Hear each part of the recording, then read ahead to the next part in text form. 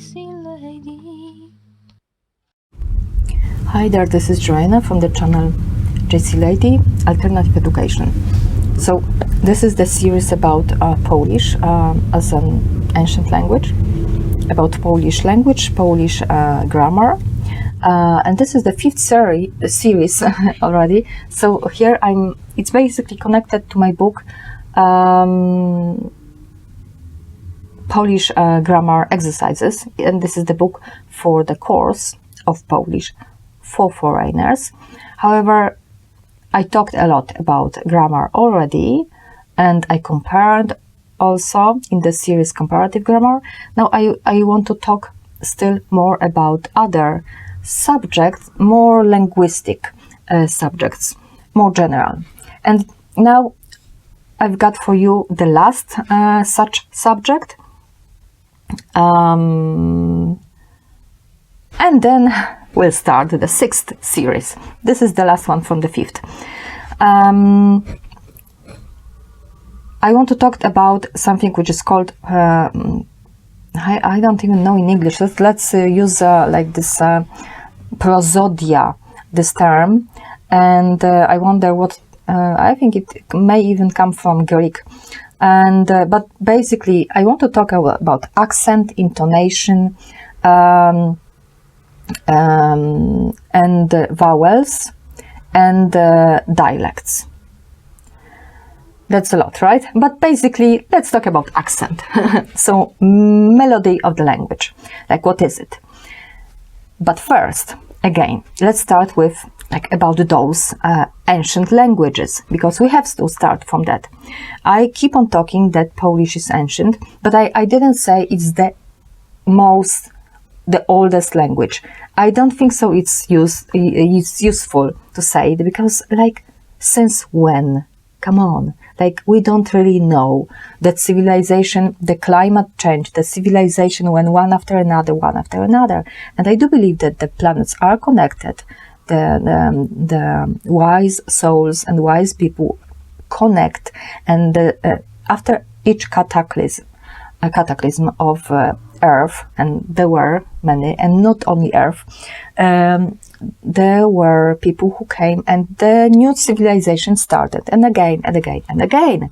But what is important to us is this Arya civilization, which was, we can say, at the beginning of quite new period of time, and it was the civilization that started this Europe culture and Asia, right? But not all Asia, but basically that's it.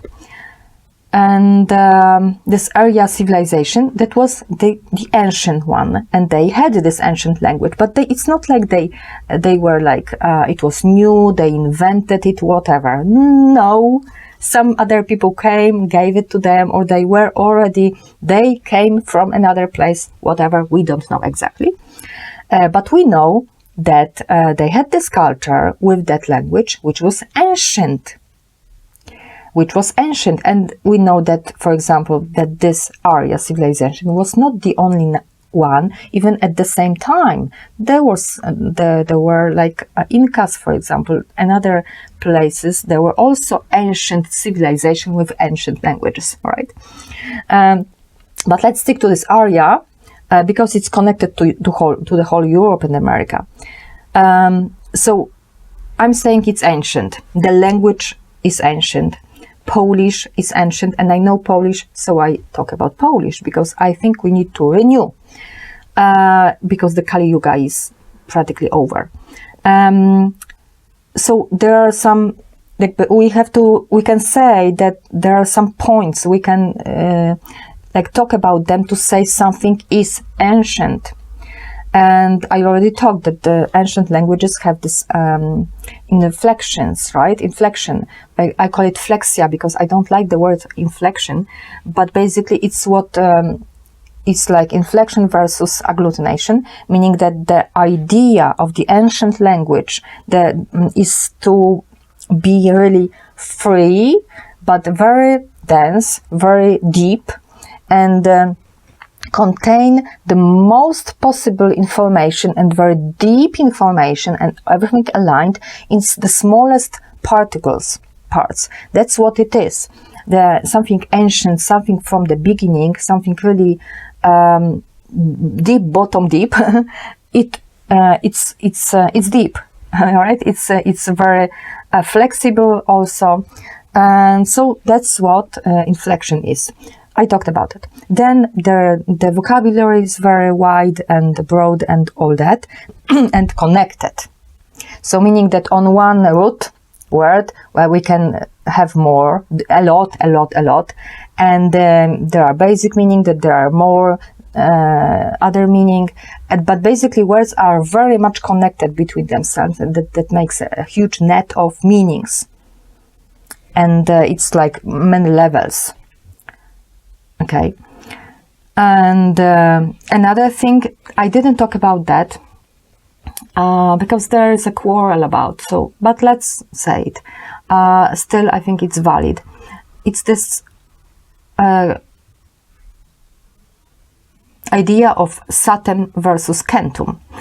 So, but this is a huge phonetic problem, I would say, because it's not so easy, because in that maybe it's quite clear. So let's say it, that more ancient, like ancient languages have all, which is discovered, like in Sanskrit, Slavic languages, or in Greek, we've got s, and in all Latin and post-Latin, we've got k.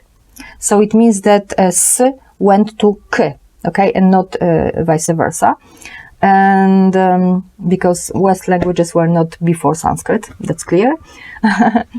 And like Latin, it's like younger than Sanskrit, period. But other stuff, all phonetic changes, that's too complicated to just have it as a proof, because like when it's voiced, when it's voiceless, it depends. There were so many processes, and the words didn't like just come from here to here and stay there. Never. One word came here, then went there, and there are no borders for words. Come on, like from here, here, many times. So the phonetic processes and the distractions and the distortions, they were like so multiple that you, in one language, you can have like the same word from different periods of time. Come on, like, this cannot be the proof. Too complicated. But of course, there is some stuff.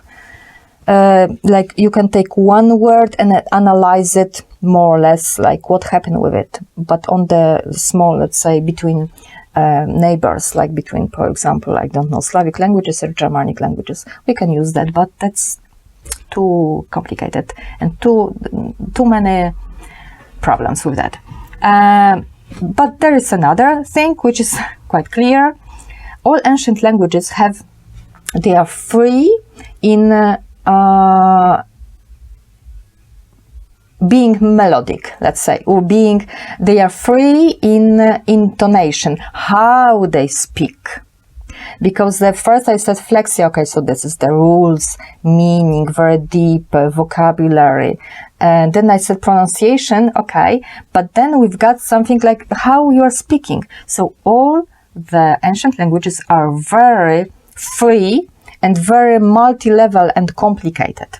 So when you see the language, which is like have only like one stuff, meaning, for example, like Latin has got only the rhythm, which we call now accent, and it's like so it's like cut to some schemata, to some stuff, and that's it. And the simplify it. That's it. That's not ancient. Clear net. The ancient languages they've got two things. There is the rhythm, the tempo, which comes from pressure. In fact, the pressure, meaning how do you say, you do the pressure on on the syllable. And that from there comes tempo, and the language is like Scandic, like it's like army marching. that's what Latin gave, but unfortunately influence of that was very big, and this is also the influence of mind, I'm sorry to say, that wants to be narrow and just I see just that, nothing else. And it has to be controlled always and in one place, meaning not free.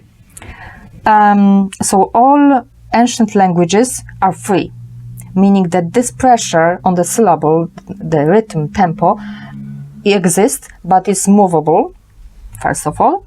But then there is another thing in this melody of the language, which is melody, which is the true accent. And the true accent, it comes from, I think, even from Greek, not really Latin. It's ad cantus. Ad cantus. It's, in Polish we say zaśpiew, przyśpiew, where cantus is singing. So it would be at singing. So it's not the pressure that you like pressure one syllable and make it do tempo. No, tempo is one thing. But then you've got this, that you, one syllable becomes like more visible because you do it, usually you sing higher, you say it higher. So it's, yeah, so it's a different stuff, right? It's tempo, and this is the zaśpiew, like at singing, like kind of singing syllable, that's it. And that's the true accent. Unfortunately, with Latin mix it. Said, oh, tempo, but that's just like accent. They removed the true accent and they removed the freedom. And but all ancient languages have freedom, meaning the tempo is moving, depends on the even on the same words. It can be different places depending on the whole sentence and etc. And all languages, ancient languages, are free in that, meaning that when you listen to that, it's the whole. You have the feeling that everything is like free. It's like it's so the energy flows freely through you, and if you want to understand what I'm talking about, like listen to Sanskrit recitations, and there is the whole art of it, because only ancient languages have this art, this culture of recitation, mellow recitation, and before all languages had it. First, I mean, all languages just had it everywhere, in speaking and in art, in culture. Then, with the advent of army thinking, like Kali Yuga, Latin, Church, Catholic Church, it was ideology. With that, they started removing that, like putting it to the extremes of territory of like, they do it at home, don't do it in official language. So in speaking, they started removing it. So ancient languages, well, already Sanskrit is not spoken. So it's only in culture, but it was spoken, and in culture, recitations, the same. It was, right, with this melody, and which was free. But for example, in Polish now, we've got like before last syllable, we've got only the pressure, the tempo, the rhythm. That's it. They, especially, it started with church in Middle Ages, but then at the 18th and 19th century, it was a disaster with the Age of Light. Well, it was the darkness to me. They started really doing defend all children speaking dialects, meaning real language with real melodies at school. And the school destroyed the language, the system. And with the Latin and how you have to speak, etc. Anyway, all ancient languages, it's like Sanskrit. In speaking and in art, you've got this melody. You've got pressure and accent at the same time. The singing. And you've got it in some languages that kept it. Usually it's for Slavic area, the middle, it was Poland. That was the middle, the center. The authorities wanted to be so perfect and cut off, right?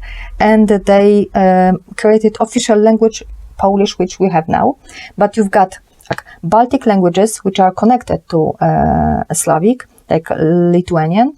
They have it in speaking, even they have movable accent, really. And you've got this in all Kashuby dialects in the north of Poland. And you've got it in the south, dialects of Poland, like mountain people, Karpatas, Łemki, all that. And you've got it in South Slavic, like Serb and Croatian. They've got it in their language. And Russian, so it's like extremities. And Sanskrit, of course, like Arya, basically, I believe they went there because they knew what will happen in Kali Yuga, and they wanted to preserve it over there. At extremities, and Tokharians did the same. Persian, maybe, a little. Because those all languages ancient, they have this. Now, it's not like in some Middle Ages church started and it just finished and Polish became so two. No, it's not like that. It was a long process and people were fighting. People didn't want to speak like Latin and like because it was unnatural and there was not this flow, no soul, no feeling, right? They were fighting, and there are professors. If you read the old books, now they are all brainwashed. But if you read old professors, there was this Professor Tuska, Polish lady, grammarian. She said, come on, you cannot say that in 12th century of this era, all the prosody, meaning the melody of Polish, stopped. That then we had just tempo. Not true. Even in 19th century, Mickiewicz, which is a very known poet, used it, and when he was writing, he had this, there were still vowels that made this melody, because those vowels and this ad cantus singing, it was based in long and short vowels, or rather three type, like medium, long, short. But then it was just long, short. Never mind. In general, those few types of vowels still were in 19th century because he used it. And he was like, he would put like and he would put an accent because it was not it was like but not e yet. And he had the rhyme based on that. So what does it mean? They still spoke it. That's it. So 19th century. So come on, the Poles, and especially in culture, wise people, they wanted to preserve it, and people spoke it, even if officially you didn't really have it. 19th century.